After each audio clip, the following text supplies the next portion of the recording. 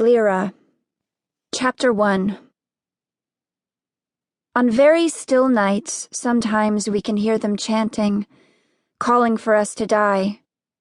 We can see them too, or at least make out the halo of light cast up from the shores of Beryl Key, where they must be gathered, staring back across the black expanse of water toward the fence and the angular white face of the Haven Institute.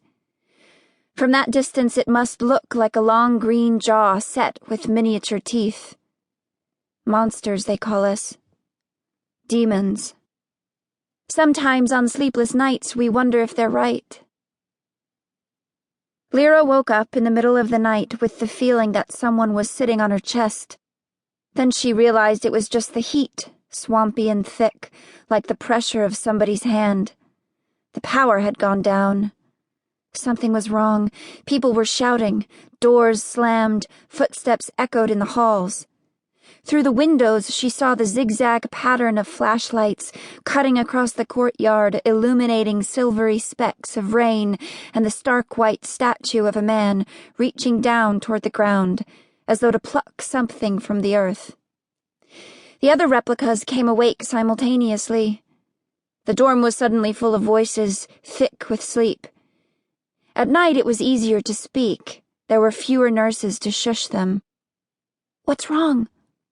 What's happened?" "Be quiet." That was Cassiopeia. "I'm listening." The door from the hall swung open so hard it cracked against the wall. Lyra was dazzled by a sudden sweep of light. "They all here?" It sounded like Dr. Coffee Breath. "I think so."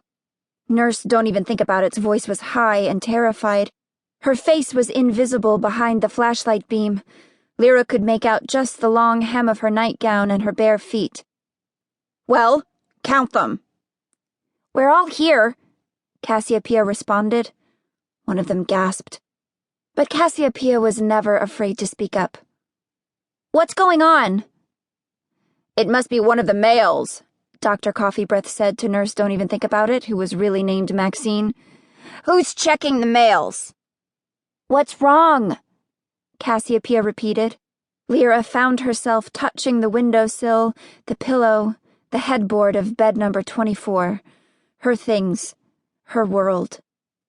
At that moment, the answer came to them.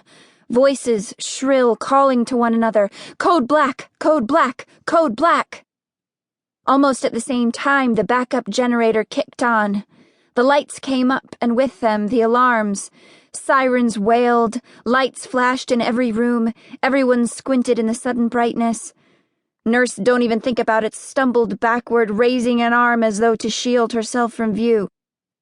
"Stay here," Dr. Coffee Breath said. Lyra wasn't sure whether he was speaking to Nurse Don't Even Think About It or to the replicas.